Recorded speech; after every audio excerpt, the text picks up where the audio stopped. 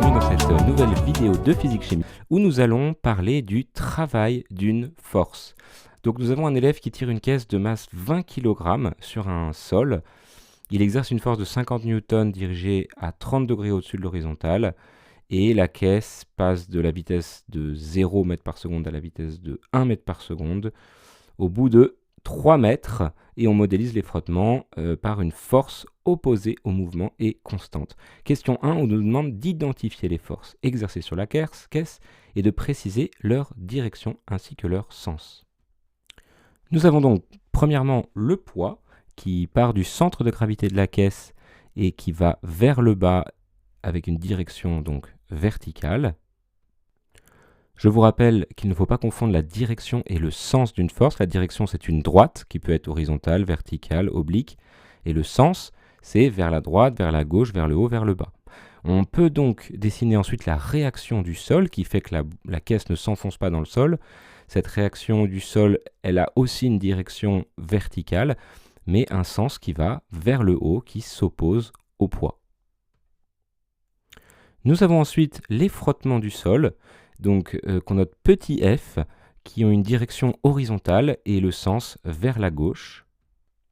Et nous avons enfin la force de traction qui se transmet par la tension de la corde du point de vue de la caisse. La direction, c'est la droite inclinée de 30 degrés par rapport à l'horizontale et le sens, c'est vers la droite. Donc là, on parle bien des forces qui s'exercent sur la caisse. Et d'ailleurs, ce qu'il faut toujours préciser dans ce genre de questions, ce sont le système et le référentiel. Donc ici, le système étudié, c'est bien la caisse, et le référentiel, c'est le référentiel terrestre. C'est pour ça qu'on n'a pas parlé de la force de l'élève, mais bien de la tension de la corde, puisque ce qui est en contact avec la caisse, c'est bien la corde. Question 2, nous allons maintenant devoir calculer le travail de la force exercée par la corde lorsque la caisse parcourt la distance de 3 mètres. Donc le travail d'une force entre deux points A et B se note W. Donc WAB, F veut dire le travail de la force F sur la distance AB. Pourquoi associe-t-on toujours le travail d'une force avec une distance? Puisque le travail d'une force, c'est l'énergie transmise par une force à un objet. Si jamais cet objet ne bouge pas, s'il n'y a pas un point A et un point B, s'il reste au même endroit, eh bien, l'objet en question n'emmagasine pas d'énergie. Si vous prenez un mur et vous essayez de pousser sur ce mur, vous aurez beau mettre beaucoup de force, le mur ne bouge pas et donc vous n'avez pas apporté d'énergie à ce mur, en tout cas pas d'énergie cinétique, ce mur n'est pas en mouvement. Donc ici, c'est bien la force fois la distance fois le cosinus de l'angle entre la force et la distance parcourue, le vecteur formé par les points A et B. On remplace par les valeurs de l'exercice. 50 newtons fois 3 mètres fois cosinus 30 nous donne 129,9 joules. Ici, nous avions dans les données donc 2 chiffres significatifs, donc le résultat doit avoir 2 chiffres significatifs. Mais on va quand même garder le résultat donné par la calculatrice, puisque c'est un résultat intermédiaire qui nous servira pour les calculs suivants. Donc voilà l'énergie qui a été apportée par l'élève qui est en train de tirer sur la caisse. Mais attention, cette énergie n'est pas entièrement transformée en énergie cinétique pour la caisse, puisqu'il y a une grande partie de cette énergie qui va être absorbée par les frottements. Et c'est justement le but de cet exercice, de voir quelle est l'énergie, quelle est la force en tout cas, des frottements du sol sur la caisse. Pour connaître cette valeur de la force de frottement, il va falloir passer par une question intermédiaire, qui est la question 3, qui va nous demander de calculer la variation d'énergie cinétique de la caisse entre les positions initiales et finales. Donc la variation d'énergie cinétique, c'est égal à l'énergie cinétique au point B moins l'énergie cinétique au point A. Ce qui fait que si jamais cette énergie augmente, on aura ECB qui sera supérieur à ECA, on aura donc une variation positive, ce qui est cohérent. C'est pour ça qu'on le fait dans ce sens. Une variation, c'est souvent le résultat final moins le résultat initial. Et ici, l'énergie cinétique, comme partout, c'est 1/2 fois la masse de l'objet fois sa vitesse au carré. Alors attention aux unités, la masse en kilogrammes et la vitesse en mètres par seconde. Ici, on va pouvoir remplacer par les valeurs, mais avant ça, on peut simplifier tout de suite ce calcul, puisqu'on sait qu'au point A, la vitesse était nulle. Donc on a VA égale 0. Donc c'est tout le deuxième terme qui va disparaître. Il nous reste juste 1/2 de mvb carré, et en remplaçant, ça nous donne la variation d'énergie cinétique est égale à 10 joules. Alors déjà, ça doit nous interpeller, ce résultat, c'est intéressant, puisque 10 joules, ça paraît pas grand-chose par rapport aux 130 joules qui ont été apportés par l'élève lorsqu'il tirait. Est-ce qu'il y a une incohérence? Non, il n'y a pas d'incohérence. Ça nous montre juste que quand on tire sur un objet qui est au sol, une grande partie de l'énergie qu'on apporte va servir à compenser seulement les frottements. Et en fait, l'énergie parmi les 130 joules, il n'y a que 10 joules qui vont vraiment être convertis en vitesse pour cette caisse. Et on va voir tout de suite, du coup, quelle est l'énergie qui va être absorbée par les frottements et donc quelle était la valeur de cette force de frottement.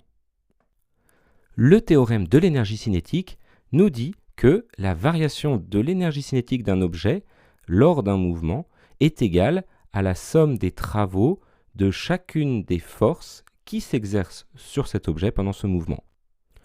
Donc nous avons le travail de la force petit f, on a le travail de F justement qu'on a déjà calculé tout à l'heure, on a ensuite le travail du poids qui est égal à P fois AB fois cosinus 90 degrés, puisque le poids est ici à 90 degrés par rapport au vecteur AB, et nous avons la réaction du sol qui est à 90 degrés par rapport au vecteur AB, elle est perpendiculaire aussi.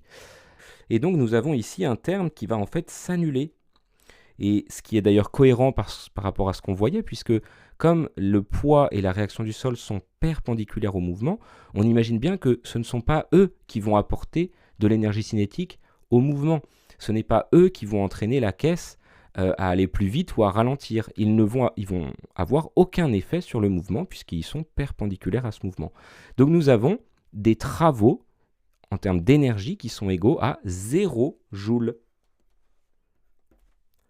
Enfin, nous avons le premier terme, nous avons un cosinus de 180 degrés, puisque F est opposé au mouvement, les frottements sont opposés au mouvement, et le cosinus de 180 degrés, c'est égal à moins 1. Donc nous pouvons dire que nous avons F fois AB fois moins 1, ce qui nous donne moins F fois AB, et ce qui est d'ailleurs cohérent puisque ça nous dit que ça va enlever de l'énergie cinétique à notre caisse. Ces frottements vont s'opposer au mouvement. Donc si on réécrit ce qu'on a avec toutes nos simplifications. Donc j'ai barré les deux termes qui étaient nuls, il nous reste juste la variation d'énergie cinétique égale moins F fois AB, plus le travail sur AB de la force F, qu'on avait déjà calculé. Et là, si vous regardez cette expression, on se rend compte que delta EC, on le connaît, AB, on le connaît, et le travail de la force F sur AB, on le connaît. Donc en fait, il y a juste F qu'on ne connaît pas, c'est ce qui s'appelle une équation qu'il va falloir résoudre. Donc pour résoudre cette équation, déjà on va faire passer le dernier terme de l'autre côté du signe égal.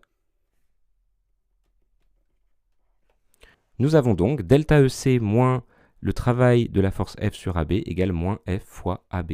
Dernière étape, on va faire passer AB de l'autre côté. Cette fois, nous avons un terme qui est au-dessus de la barre de fraction. On peut le faire passer de l'autre côté du signe égal et le faire passer en dessous de la barre de fraction. Et ça va diviser tout ce qui se trouve à gauche du signe égal. Et en remplaçant par les nombres de l'exercice, on obtient moins F est égal à moins 40 newtons. Donc, F est égal à 40 newtons. On a trouvé la valeur de cette force de frottement. Donc, tous les chiffres paraissent cohérent. On se rend compte grâce à cet exercice qu'il faut une force conséquente pour pouvoir bouger cette caisse, pour pouvoir lui apporter de l'énergie, puisque les frottements jouent un rôle très important dans le mouvement de cette caisse. Si vous avez des questions, n'hésitez pas à les poser en commentaire. Si vous avez aimé cette vidéo, n'hésitez pas à vous abonner et je vous souhaite une très bonne journée.